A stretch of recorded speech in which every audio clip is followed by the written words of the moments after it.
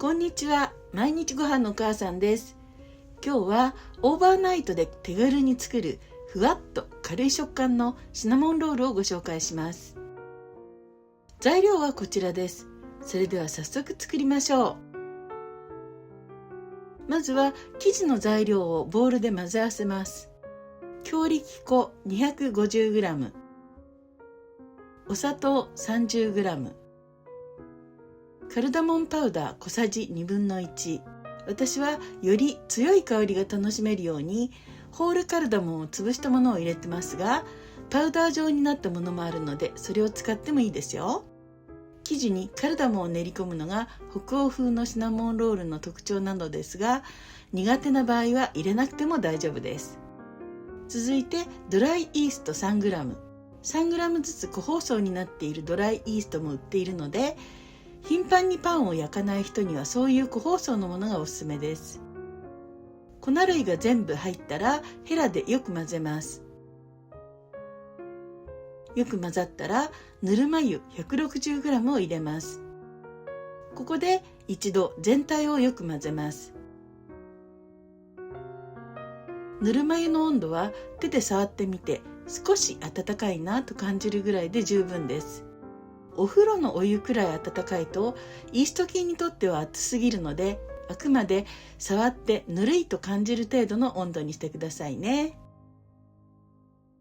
こんな感じで粉っぽさが落ち着いて全体になんとなくまとまりが出てくれば OK です。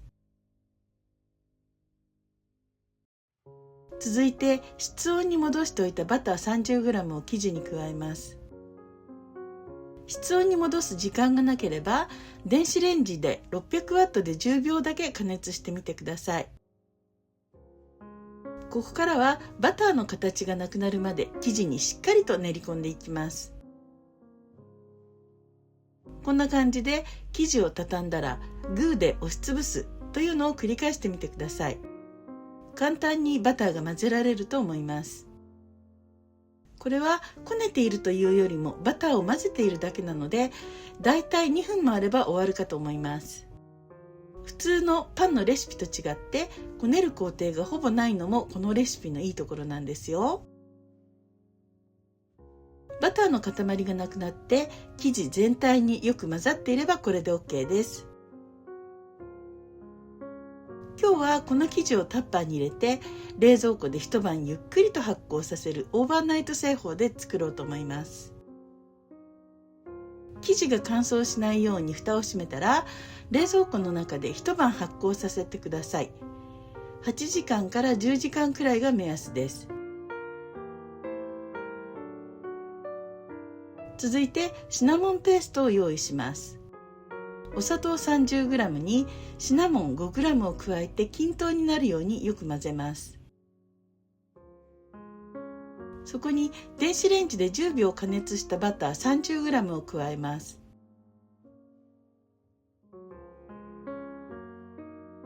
滑らかになるまでしっかりと混ぜ合わせます。こんな感じでよく混ざれば OK です。このシナモンペーストは生地と一緒に前日に用意しておいてもいいですし、シナモンロールを焼く当日に用意しても大丈夫です。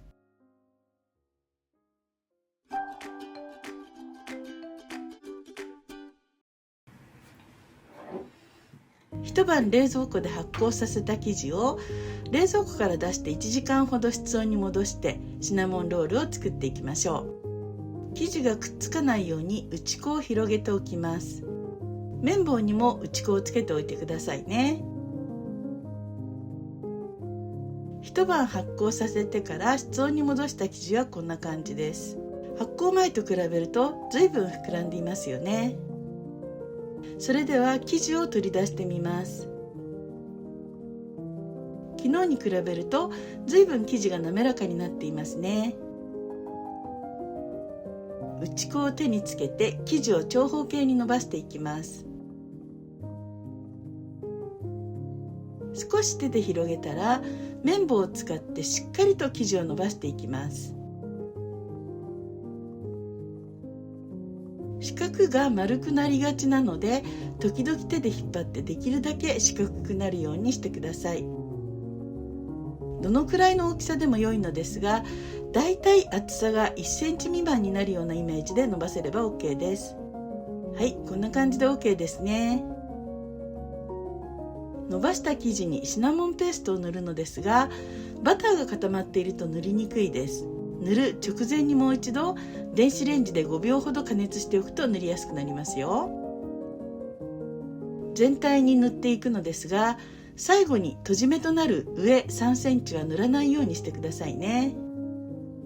今日はシナモンロールということでシナモンペーストを塗っていますが、このオーバーナイトの生地を使えばリンゴジャムやカスタードを塗っても美味しいパンができますよ。はい、これでまんべんなく塗ることができました。これはお好みで構わないのですが、ここにレーズンも乗せていきます。生地の水分を吸ってふんわりと柔らかくなったレーズンも美味しいので、お好きな方は入れてみてくださいね。それではいよいよ生地を丸めていきます。手前の生地を優しく持ち上げて奥に向かって巻いていきます。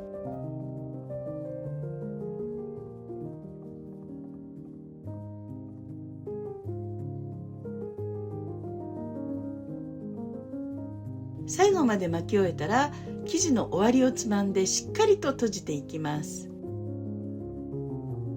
閉じ終わったらひっくり返して閉じ目を下にしておきます。切りやすいように少し形も整えます。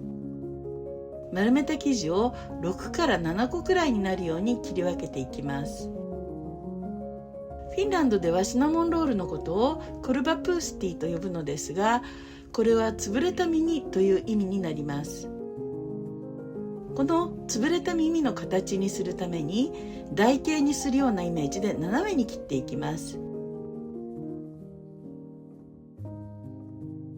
このスケッパーはスウェーデン製のものですが、残念ながら廃盤品のようです。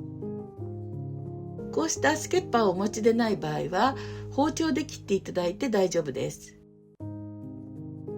すべて切れたら潰れた耳の形に成形していきます。まず斜めになっている断面が上を向くように置きます。そしてお箸などの細い棒状のものを真ん中に置いてぐーっと押します。はい、これが潰れた耳と呼ばれる形になります。この潰れた耳の形で焼くと火の通りが早いので焼く時間が短くて済みますよ。また焼き上がりの食感がとても軽くなるので、コーヒーのお供にちょっとつまむという感じで食べるのにぴったりなんですよ。もししっとりもっちりとした食感がお好きなら、このように耐熱容器に入れて焼いても大丈夫です。こちらの方が日本人のシナモンロールのイメージに近いかもしれませんね。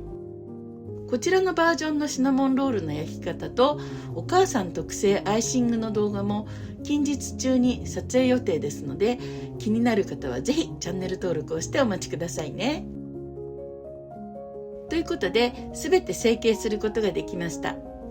あとは二回りほど大きくなるまで発酵させます。乾燥してしまわないように濡れ布巾をかけておいてくださいね。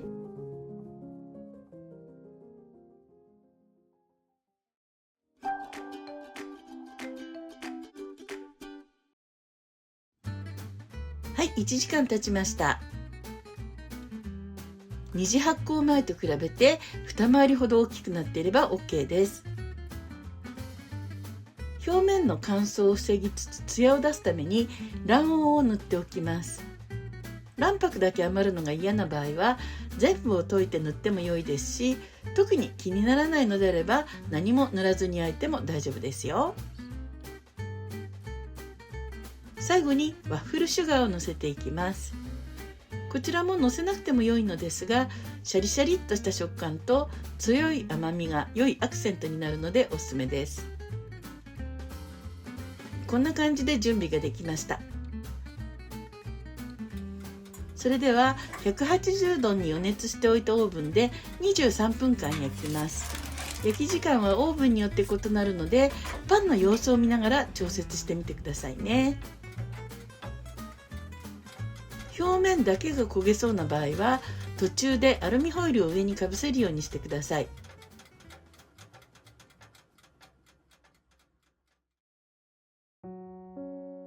ということで、シナモンロールが焼き上がりました。とっても美味しそうですね。それでは早速食べてみましょう。カルダモンとシナモンが爽やかでとってもいい香りです。生地にたっぷりとバターが練り込んであるので、ふわっとしていますね。